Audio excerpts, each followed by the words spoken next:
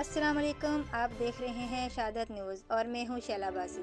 खबर शामिल करते हैं मानसेरा से, जहां से इब्रार अहमद सिटी रिपोर्टर शहादत न्यूज़ के रिपोर्ट के मुताबिक तहरीक इंसाफ के रहना असद दिलदार सवाती ने नौजवान सहाफ़ी जवाद खान के हमरा Al Quran Beacon Schools and College Sanesar का दौरा किया और इंटरमीडिएट इम्तिहान में नुमाया पोजीशन हासिल करने वाली तलबा से मुलाकात की और इन्हें ज़बरदस्त अल्फाज में खराज तहसीन पेश किया।